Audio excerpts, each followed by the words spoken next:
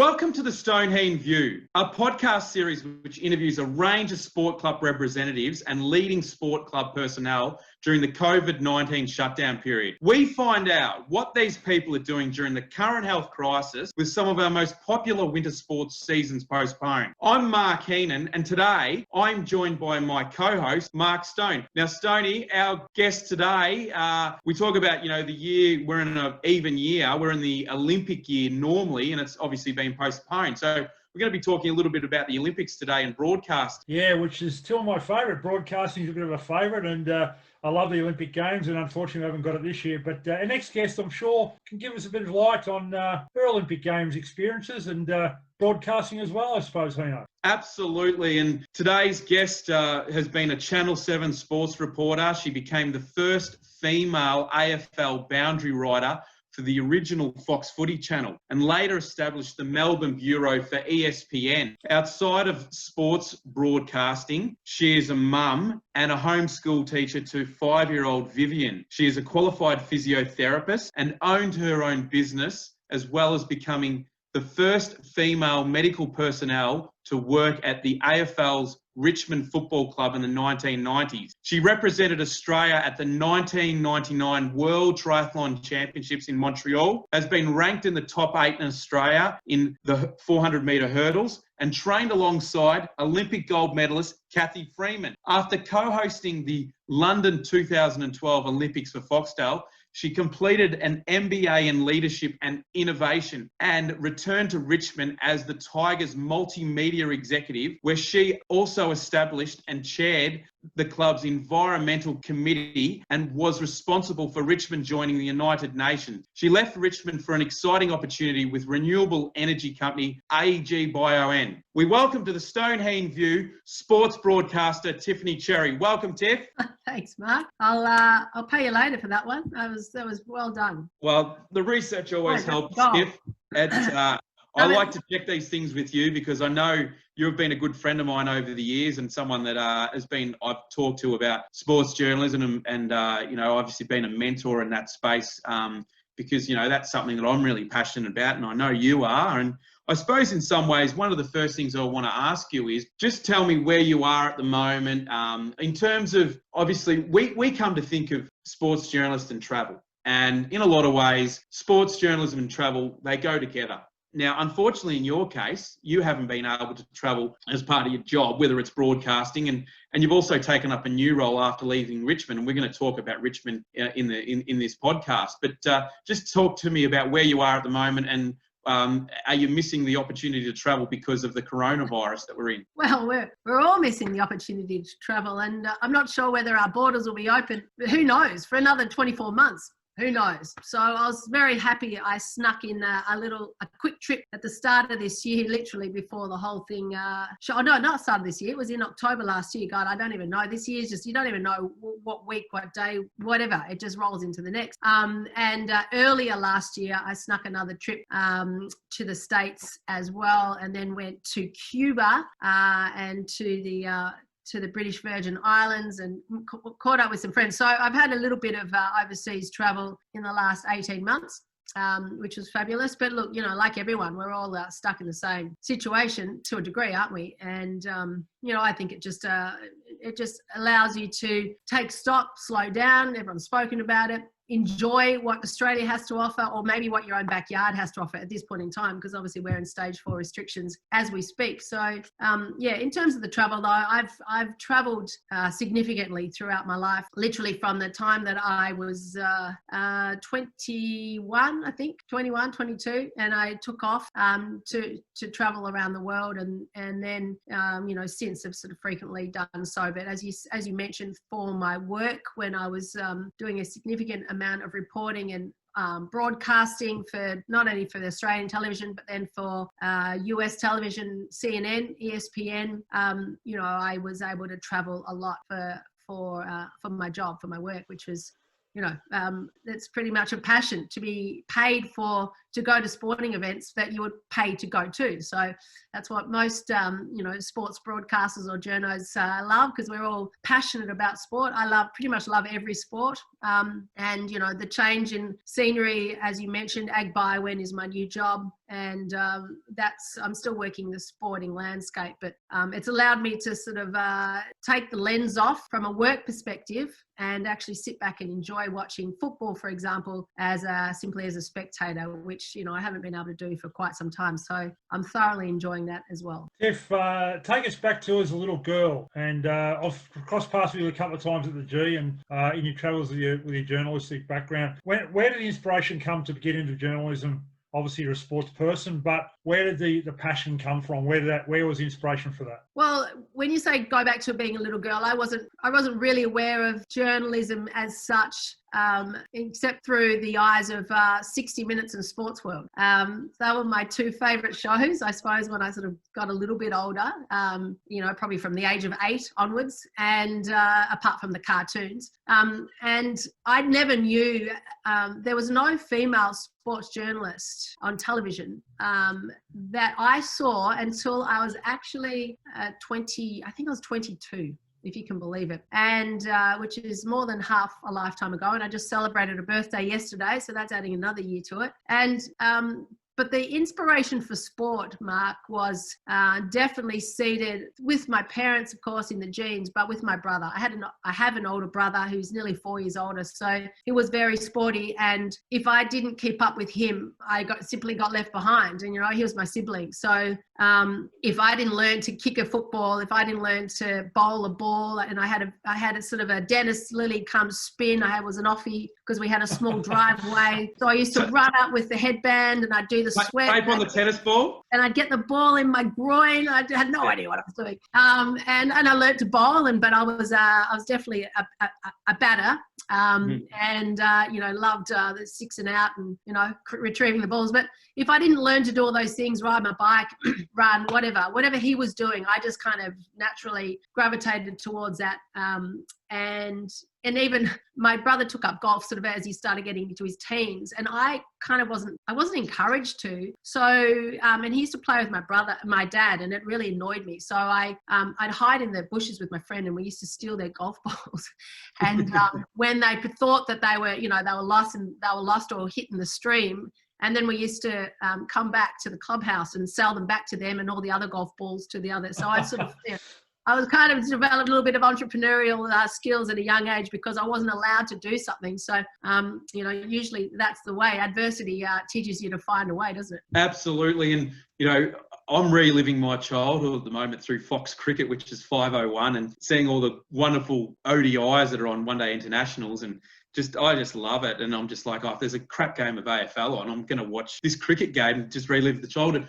I actually want to talk to you a bit about that, because having researched your story a bit about, you were, watching the Moscow Olympics, I think they were around about 1980. And, it later became, what you did in terms of your athletic career and how you performed as a sports person, particularly with the 400-metre hurdle. But it's really interesting listening to your story and just getting the balance. But I want to know sort of the moment, like when you got to, the top 8, right, in hurdles in Australia, did you believe at that point in time that you actually maximised your talent and you couldn't go any further? Because you also had, and I know this rhymes with your name, the Tiffany Epiphany. Did you get a sense that at that time, that when you got to the top 8, you couldn't go any further in that sport? No, not at all.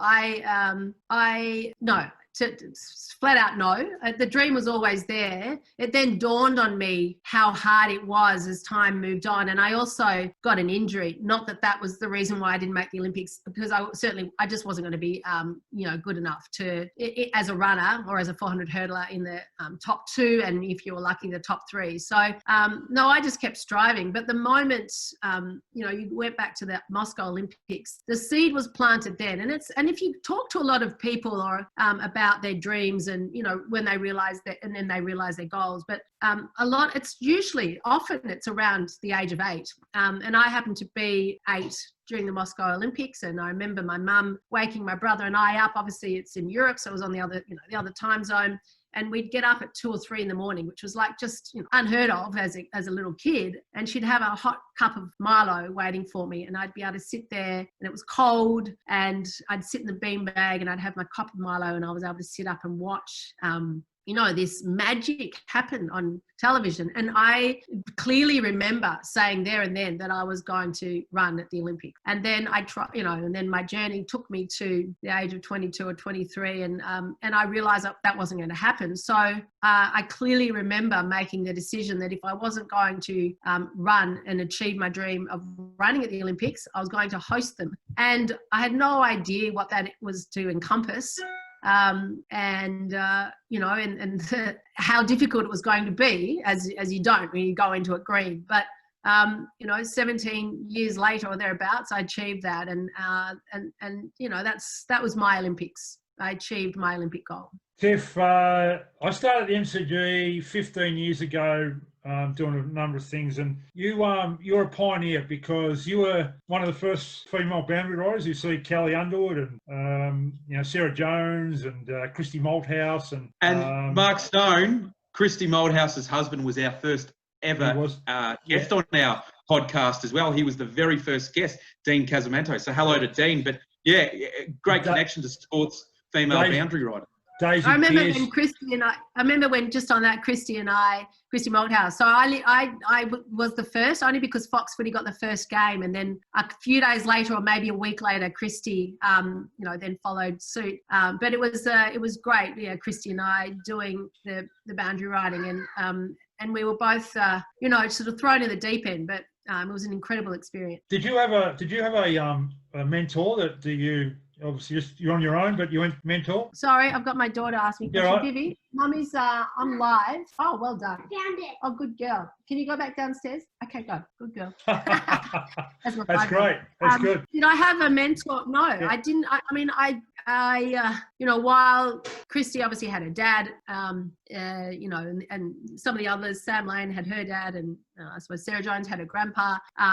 Kelly didn't have anyone, and we just sort of found our own way, really, trying to, figure it out. Look, I just read a lot. I earlier on, just prior to sort of starting my career, through Catherine Freeman, I was introduced to Bruce Mcilvaney, and he was an idol of mine. As I said, I watched Sports World, and it was amazing. And he showed me how he prepared for just to be a sports broadcaster.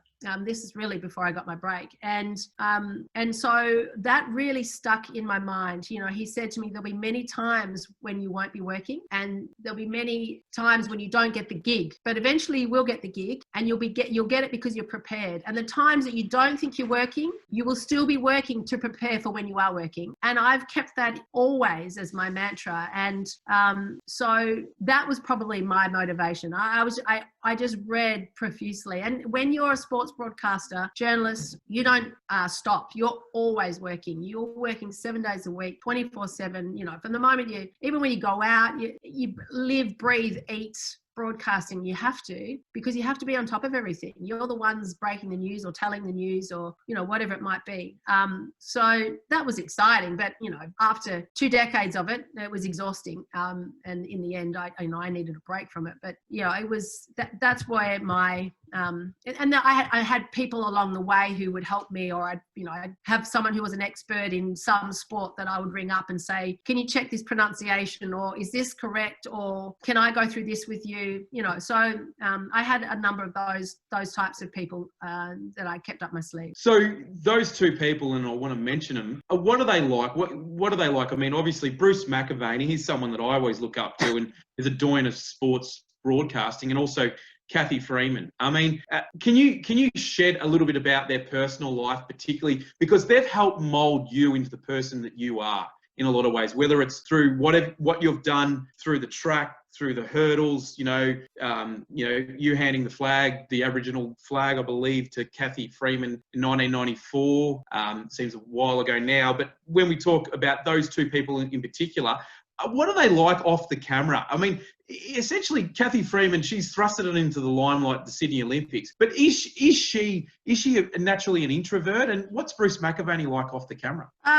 Well, I think when you saw Catherine anyway, she was always quite introverted, even as an athlete who was doing what she did on the world stage. She's exactly like that. You know, I don't want to obviously share too much, but she's a beauty. Both of them actually pretty much what you see is what you get. They are two people who are obviously, you know, two of the most famous people, certainly in Australia, and obviously Catherine on the world stage, who, and it's not rare, but it's more common that someone is not what they are on camera. And those two are definitely what they are on camera, is how they are off it. And they're both beautiful people, caring, giving, incredibly talented, incredibly driven. You know, Catherine, she comes across as, if you might just have a chat with her, as being sort of pretty laid back, and she is. But I mean, you put a white line in front of her, you put a track there, or you put something, and her mindset is on, and you know, she's the competitor. She's the competitive beast, and that's what she needed to win her Olympic gold medal. But they're both beautiful, generous people. Tiff, I don't know if you can answer this question, but I'm going to ask if you can answer the best way you can. It's known the AFL system has been a boys' club for a very long time, and it was been hard for women pioneers to get into the industry and really thrive, and we see so many now that are really doing really well. Did you have to have a stiff upper lip to really challenge the system, or just be yourself to get by and get through? Oh, you definitely had to have a stiff upper lip. I pretty much was challenged every day. Every day, more or less, you had to prove that you had a right to be there. And as I said, after 2 decades of that, it was quite exhausting. But that was my journey, and that's what made me who I was, and who I was then, and you know, who I am now to a degree. I mean, you take every experience with you. But it was tough. And look, but there were opportunities that were granted to me because I was one of a few around that time, a handful of women. So, but I definitely thought that prior to getting into the industry, I utilized, because I was told when I had that epiphany and I was watching a woman host sport on Sports World, and I couldn't believe I'd seen a woman, and I was like, oh my God, females can do this. And I was 23. Sorry, I said 22 before. I was definitely 23. And I remember then speaking to Bruce and other people, and Bruce wasn't the one that said this, but other people, you know, all men, or most men, there was a couple of women who said, but you've never played football, or women don't do that. People that haven't done it before you, how are you going to do it? Why are you throwing in an amazing career? You know, all that kind of stuff. And so I had to have a real solid belief. And a lot of that belief, yes, it was, but a lot of it was also just an affront, you know, just convincing myself that I was good enough, because I had the tide of people and opinion against me that I suppose in essence I wasn't, you know, for the fact that women didn't do that. So, so that was exhausting, and it was tough, but, you know, it also meant that, that I was always checking my work and correcting my work and being corrected by others, you know, and that was my journey, and that was my experience, and you can't change it. And it was great. Like, you know what, I wouldn't change anything. Well, one of the things I always learned from you was, even when you were at Channel 7, was just doing the work experience. We'll talk about that later, but even just things like how you intro, you know, the TV script, you know, if it's a sports story like Ladder Leader or something like that. So even things like that, I look at that and think, oh, well, I've brought that into my life and what I've done in terms of sports journalism, just little things along the way. One thing I want to talk to you about is the clubland in a lot of ways, because you've got to understand that even though I know deep down that you're an Essendon person through and through, but there's Richmond connections along the way. Yeah, but Richmond has been my second team since for more than half my life, since I was a physio there. So to go back and work there, you know, it wasn't like I was working for me. Sorry to all the Collingwood fans, but, you know, to work at Collingwood and then support them would have been like, oh my God, it's not in my DNA. Would have been too much, would it? But I guess the question is, as a female in sport and particularly football clubs, so you're in the 90s, you're working as a physiotherapist, and then you go through, you know, only within the last few years, you work as a multimedia executive at Richmond. So you're a female in a football environment. Talk about, even though that must feel like, you know, another spin on your career, how you've gone from one end to the other, but talk about the female aspect to the football club, you as the physio back then at Richmond, and then 20 or so years later, you're back again working as a multimedia executive, and mind you, you're doing great work with the Aboriginal program and what you're doing through the club with its Indigenous people and obviously the social acceptance of the club. I mean, how much did it change? Oh, it changed significantly. It was when I was a physio, I didn't see it as, I really didn't see it as something that was kind of strange to be a female, because I've been a female all my life. And so I remember being asked, what's it like to be in there? And I was like, well, it's just kind of normal to do my job. But I did learn very quickly that men are very different to women. And I remember my girlfriend saying, what's it like and how are they? And I was like, you know what? They're strange beasts, men. They're males. They do things different to us. And they're like, oh, all right.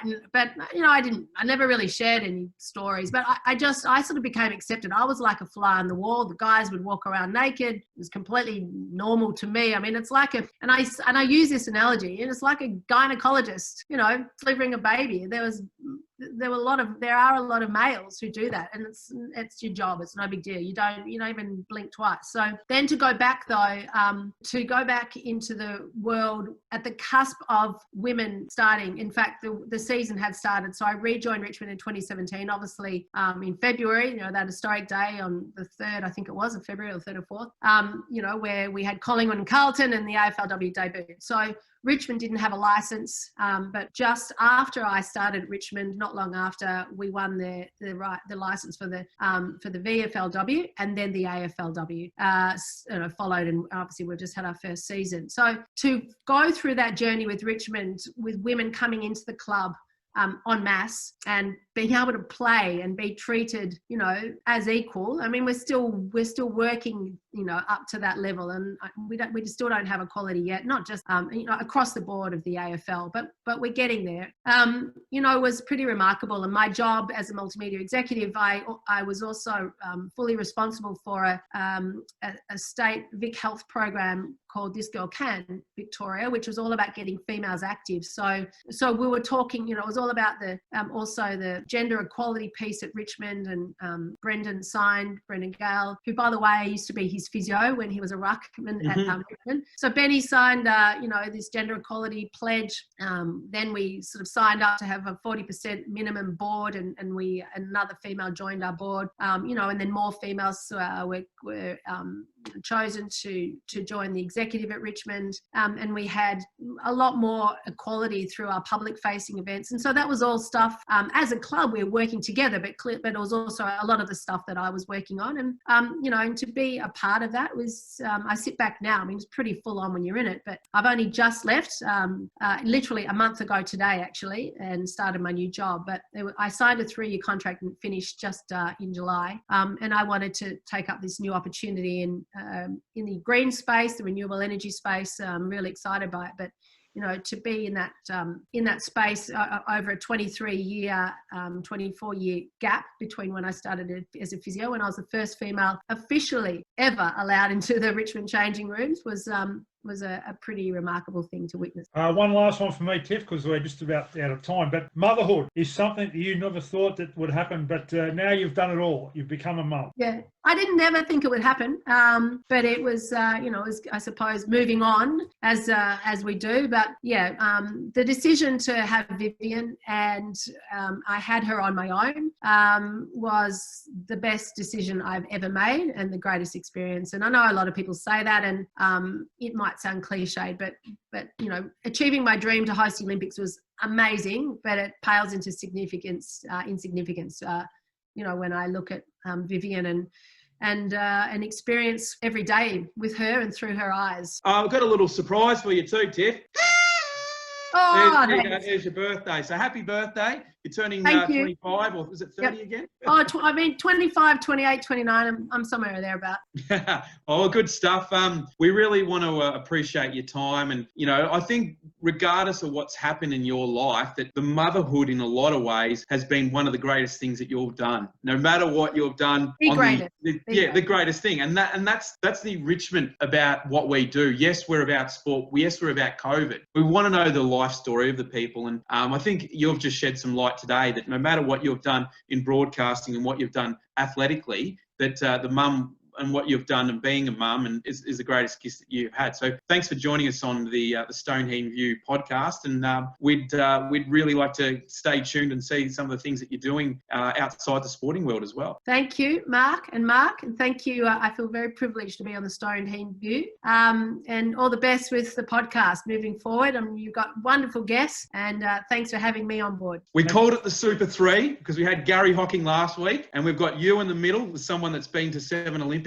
And we've got someone next week that has played, you know, a combined total along with Gary Hocking of 415 AFL, VFL games. As I said, Tiffany Cherry's got a great story to tell. Yeah, she's a great person. She's a great personality. And like I said, I ran her a couple of times at the MCG, but you know, she's got a great story to tell, and it's great that she's a mum now, which is a great thing for her. We want to thank you for being on the Stoneheen View program. Obviously, that's episode 18. We're going to be back next week, but you can join us on Facebook, on Instagram. If you type in the Stoneheen View, our podcast is also available on Apple Podcasts. Check out on the Stoneheen View, Spotify and Podbean, where this episode will drop. And also, too, the Stoneheen View has got a brand new YouTube channel. So we're doing some great things out there, and we want to talk to people during the COVID-19. And see you next time on the Stoneheen View for episode 19.